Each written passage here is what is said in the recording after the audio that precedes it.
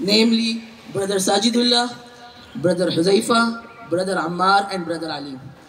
And we will be asking them some questions about their impressions of Jamia Baitussalam and their future ambitions. So, Brother Sajidullah, how did you find the madrasa after you joined it? After joining the madrasa, I found that the teachers had motherly kindness. They would treat us as their sons. The students are like brothers who would help you understand the lesson and dispel your doubts. So, Brother Huzaifa, turning to you, can you tell us briefly about who made you enroll in this madrasa? Basically, it wasn't my parents or anyone else who had forced me to enroll in a madrasa. Look, I used to study in a school. It was not a madrasa, not even Islamic school. At some point in my life, I realized that I was missing something. That something was lacking. With that, the environment was hazardous. So I and my parents decided to get me admission in one of the leading schools of Karachi. Dear audience, the school that he is talking about is one of the most famous and expensive schools of Karachi, where typically a student pays somewhere around 40,000 rupees a month, in addition to 150,000 rupees admission fees. Yes, so I succeeded in getting admission over there. But then something happened. What was that? What happened? I found this video on YouTube about Jamia Baitussalam, which inspired me and attracted me towards this.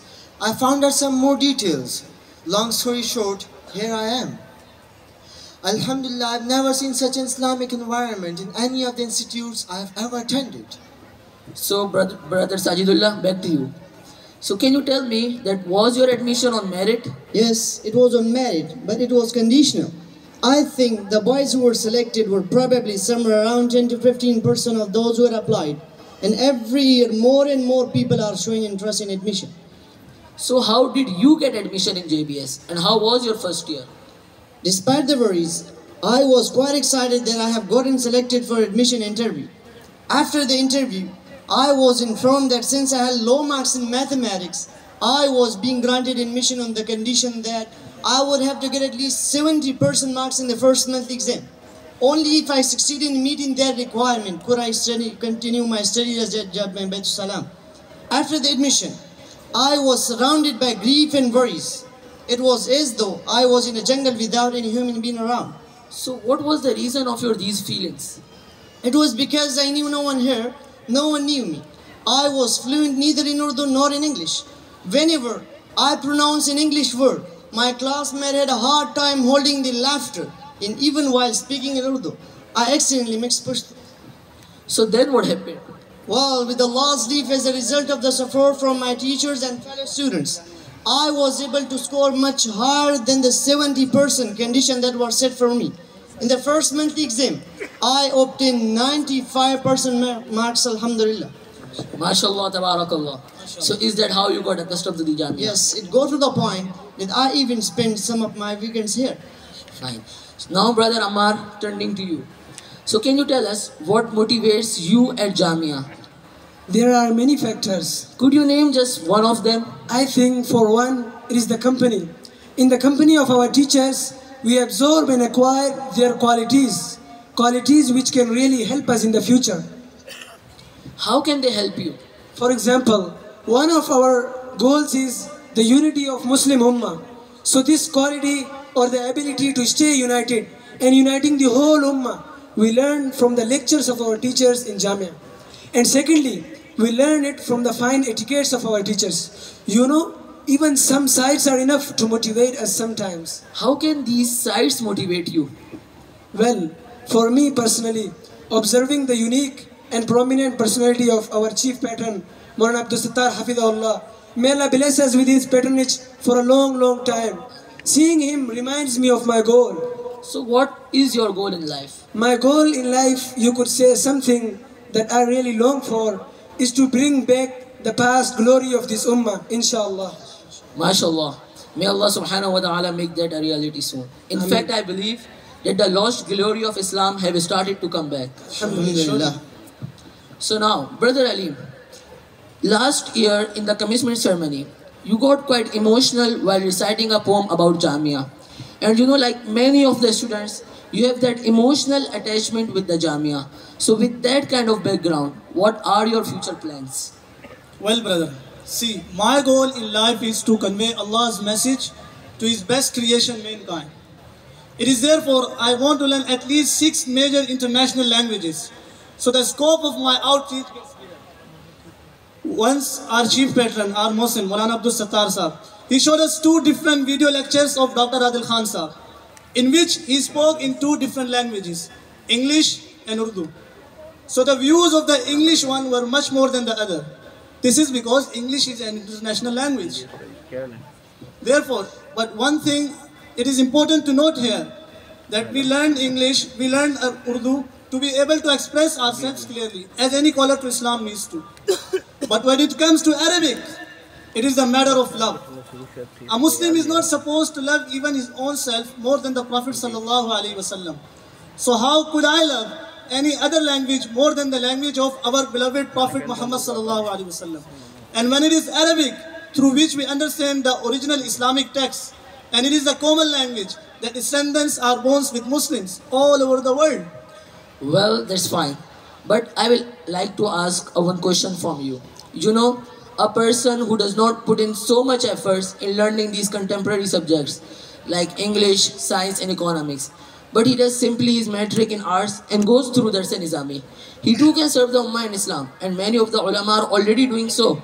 So why the trouble? Why put in so much efforts in learning these contemporary education? Well, great question. Yes, it is the reality. Yes, the ulama with very little modern education are also serving the deen. Some of them are doing a great job.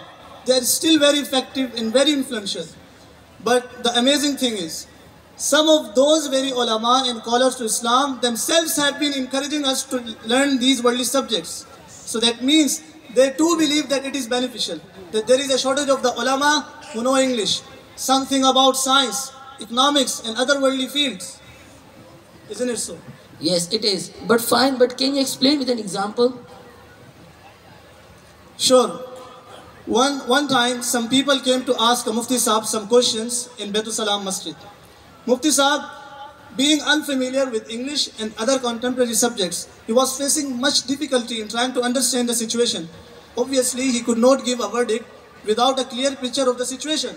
So he referred them to another Mufti Sahab who had enough contemporary education in order to understand the situation and clarify to the first Mufti. So it is obvious here that the contemporary education was necessary to resolve the issue in a timely manner. Likewise, in food science and pharmaceutical industry, there are many issues to be dealt with. In order to issue a valid verdict, often the ulama spend much more time in trying to understand the situation before they can start looking for guidance about it in the Quran or in the Sunnah of the Prophet sallallahu alaihi wasallam. So if the madaris raise some ulama who have a valid foundation in biology and chemistry, they would be able to understand the situation much faster and more clearly. Similarly, these very ulama can serve as a bridge between the senior ulama and professionals in food science and pharmacology. So you are trying to say that these worldly subjects are not there to raise your standard of living, yeah? Yes, yes. See, the purpose is not to increase our standard of living in terms of material gains. However, we must realize one thing here, that when Islam enters our lives, in the lives of people that we invite, that we help, then with it will come the peace of mind, contentment and happiness for which people chase money. You tell me, how good is an expensive meal when you are worried and stressed about getting a million different issues?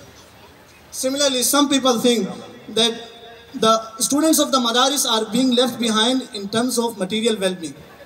However, this is not the reality. The reality is that if we work hard with sincerity, we would be able to attain the greatest success. That success, alhamdulillah, we have already seen it in many ways. In the last Olympiad during my past 7 years, we had many victories in various competitions. Spelling bee, essay writing, speeches, paintball. Paintball. With some well-wishers were hoping you would not win. given the stereotyping of madaris as breeding grounds for terrorism. Yes, yes. And there were many other competitions as well, sport competitions that we won. Similarly, ours was the first batch that appeared in O-level exams. Alhamdulillah. And yet by Allah's leave, His mercy only, we were able to score A static and A stars. You can ask any one of the experienced education is present here, where does this happen to the first batch? MashaAllah. And you know, the most recent grades are also very great, alhamdulillah. Now I would like to wrap it up with one last question. Brother Ammar, do you have any final thought that you would like to share with the audience? Well,